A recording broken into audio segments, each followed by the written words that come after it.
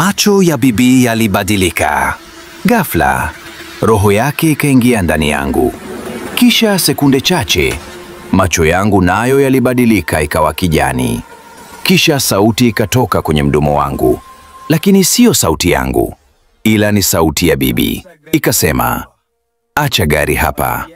Safari yako ya kweli inaanza sasa. Utatembea kwa miguu. Karibu katika sehemu ya pili ya simulizi hii, Kijiko cha Chifu. Lakini kabla sijaendelea, na kuomba usubscribe na ubonyeze hiyo kengele ili usikose kazi zetu mpya. Pia ulike na ushare. Alafu kingine, na kuomba udondoshe comment ukiniambia kama unatazama story hii ukiwa nchi gani. Msimulizi ni wako Anko Sekalema. Tunaanza sasa. Nilianza safari ya kurudi kijijini nikiwa na wasiwasi mkubwa moyoni. Hakuna mtu aliyekuwa tayari kuniambia ukweli wote kuhusu yaliyotokea huko. Kila mtu aliishia kuniambia usirudi basi. Lakini hakuna aliyesema kwa nini usirudi. Ilibaki siri ndani ya mioyo yao. Wote nikajua lazima kuna kitu kikubwa wanachokificha. Mara nyingi ukiona watu wanaogopa kusema kitu, basi fahamu ukweli wake ni mkubwa kuliko maneno yenyewe. Barabara ya kuelekea kijijini ilikuwa imenyamaza kimya kama makaburi. Upepo haukupuliza ndege, hawakuimba hata majani. Yalikaa kimya kama yalikuwa yanatazama ujio wangu. Nikahisi uzito wa safari hii ni zaidi ya kurudi tu nyumbani. Ilikuwa safari ya kukutana na jambo ambalo halikupangwa na binadamu. Nilipofika katikati ya msitu ule mkubwa, nikamwona bibi mmoja, mzee sana, aliyekuwa ameinama akibeba mzigo mzito wa kuni kichwani. Miguu yake ilikuwa inaaminyika, kama mtu aliyeshinda miaka mingi bila kupumzika. Macho yake yalikuwa yamefunguka kwa uchovu, na mwili wake ulikuwa umejaa makunyanzi kama ramani ya mateso. Nikaacha gari kwa haraka, nikamkimbilia. Nikamuuliza bibi, unatoka wapi? Na mbona bado unafanya kazi ngumu namna hii katika umri wako? Alinitazama kwa macho yaliyojaa siri nyingi kuliko maumivu. Nikasema tu, maisha mwanangu. Sina mtu mwingine wa kuniwezesha kupikia, na nimechoka sana. Nikaamua kumsaidia.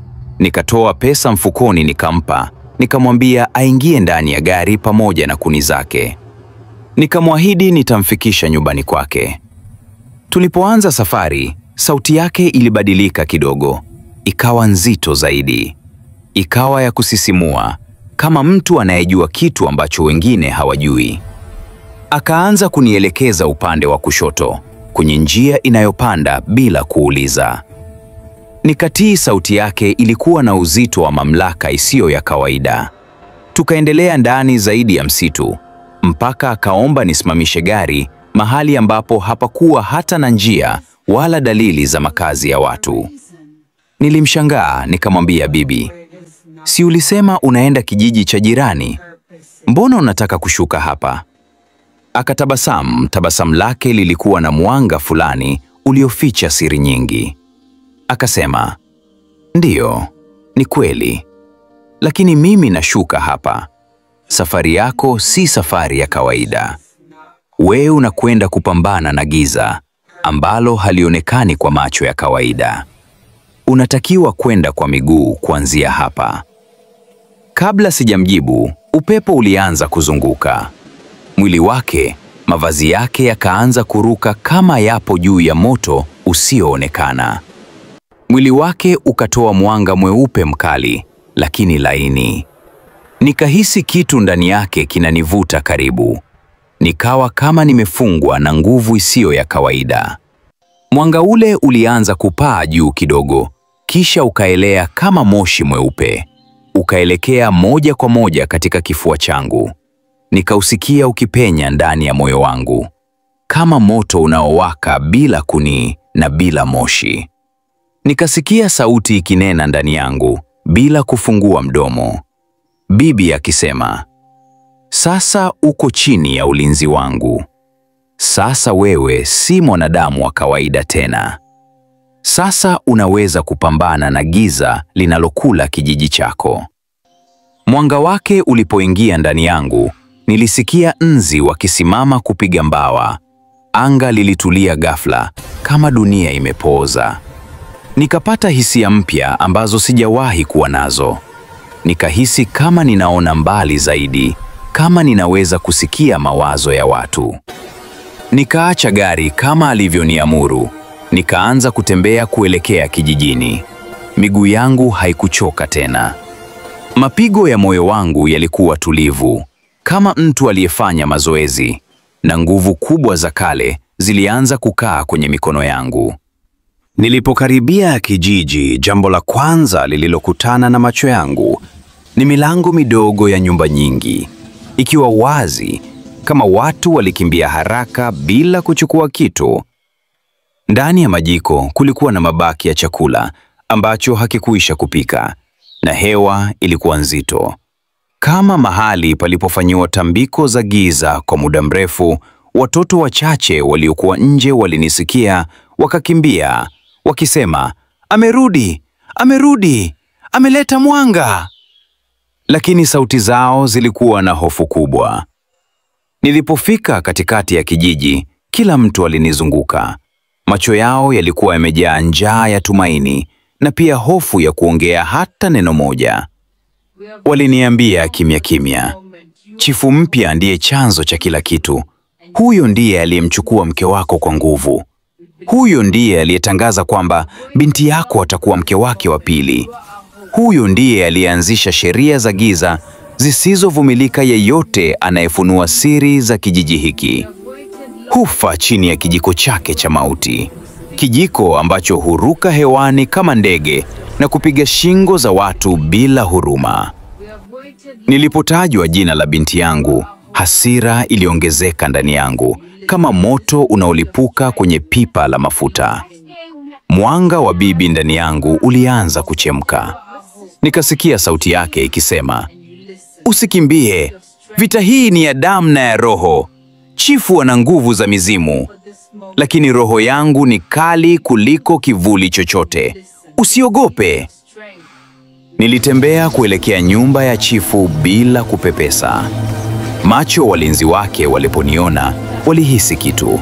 Walikimbia kama watoto wakipigia nduru. Nikagonga mlango wake kwa nguvu kubwa.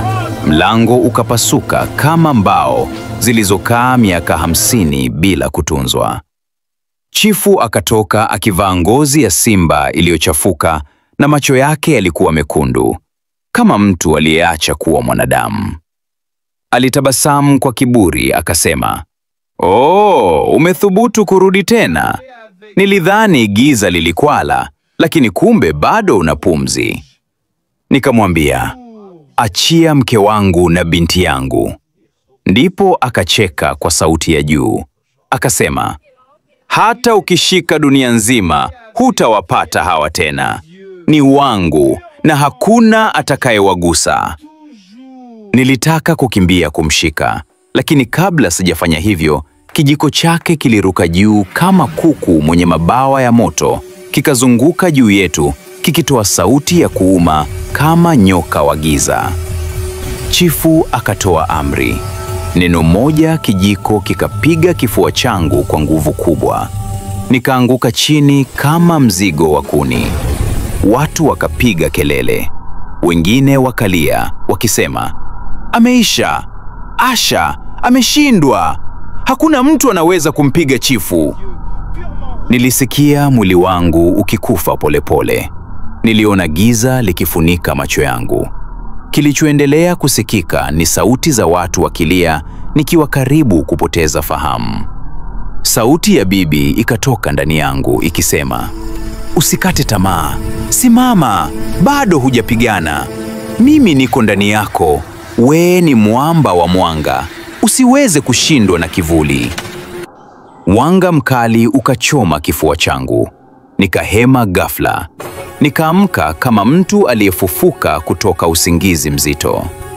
Chifu akashituka nyuma na kijiko kikaanza kutetemeka kama hakitaki kukaribia mimi tena. Nilisimama, Nikamkazia macho, akajua mapambano yameanza kweli. Chifu akanikimbilia kwa nguvu, akiwa na mkono uliojaa mavumbi mekundu ya mizimu. Alinipiga kisogo, jicho likakosa kuona kwa muda, lakini mwanga ndani yangu uligeuka kuwa ngao ya ajabu.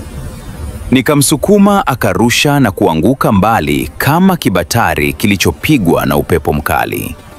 Aliinuka tena, akatoa kelele ya mizimu ambayo ilifanya ardhi kutetemeka. Nikahisi giza likijaribu kunivuta. Lakini roho ya bibi ilitokeza ndani yangu kama upepo mkali, ikisema, "Simama juu yake, usiogope. Giza liwe nene, vipi mwanga wako ni mkali zaidi?" Tulipigana muda mrefu. Kila mtu kijijini akashuhudia mapambano ya kwanza kati ya mwanga na giza. Kwa macho yao wenyewe, chifu akatoa amri, kijiko kiruke kikate kichwa changu. Lakini mwanga ndani yangu ulizuia kwa mkono mmoja tu. Nikakishika, kikawa dhaifu kama kijiko cha kawaida. Nilikipiga chini, kikavunja joystick vipande vipande kama chuma kilichoruhusiwa kufa. Chifu akapigwa na butwaa, alijua mwisho wake umefika. Akaanguka chini, akanipigia magoti, akalia akisema, "Naomba unisamehe. Sijui nilichokuwa nafanya. Nilikuwa nimepotea. Nisaidie, unipe nafasi nyingine." Watu wakamwangalia kwa macho ya huruma, wakasema, "Tumsamehe, tumpatie nafasi mjukuu wa chifu mzee wetu." Lakini kabla watu hawajamaliza kusema, sauti ya bibi ikaja ndani yangu, ikasema kwa sauti kali kama radi, "Usiwaache. Ukimuacha leo, atarudi tena kesho. Atawaua tena hawa watu. Giza lake limekuwa kubwa kuliko roho yake. Hakuna nafasi ya rehema kwa mtu aliyefanya uovu kama chakula chake kila siku. Hukumu yake ni kufa hapa." Na sasa nikainuka, nikamshika chifu kwa nguvu ya roho iliyo ndani yangu. Watu walitaka kunizuia, lakini hawakuweza, kwa sababu sauti ya mwanga ilikuwa imeshika kuniendesha. Nikamvuta chifu hadi msitu mweusi, msitu ambao hakuna mtu hurudi kutoka humo. Nikampeleka mahali ambapo mizimu haijui msamaha. Nikamtoa uhai wake kwa nguvu ya mwanga uliopasua anga la msitu. Giza lake likayeyuka na dunia ikapumua kama mtu aliyefunguliwa kamba shingoni. Niliporudi kijijini, watu walipiga magoti wakisema, "Mwanga amerudi! Mwanga amerudi!" Mke wangu akaja, akalia kwa nguvu, akasema, "Nisamehe, mimi sikuweza kuzuia chochote." Binti yangu alinikumbatia kama mtu aliyepata hema baada ya kuzama majini kwa muda mrefu. Nikawaambia, "Hakuna anayenilaumu tena hapa. Sisi wote tumeokoka leo." Kijiji kikarudi tena kuwa mahali pa amani. Hakuna kijiko kilichoruka tena. Hakuna damu iliyoonekana tena. Hakuna kilio kilichosikika tena. Kitu kimoja nimegundua kupitia hii hadithi ni hivi: usiache kusaidia watu. Siku nilimsaidia yule bibi, sikumjua hata wala sikutarajia chochote kutoka kwake. Hata sikuwa najua kwamba ule wema mdogo ungebadilisha maisha yangu na kuokoa kijiji changu. Mara nyingi mkono unaosaidia leo ndio utakao kuokoa kesho. Kwa hiyo saidia tu kwa moyo. Hujui baraka zilizo nyuma ya wema wako. Kama na wewe umejifunza kitu kupitia simulizi hii, basi dondosha comment lako. Usisahau kusubscribe, like na kushare video hii.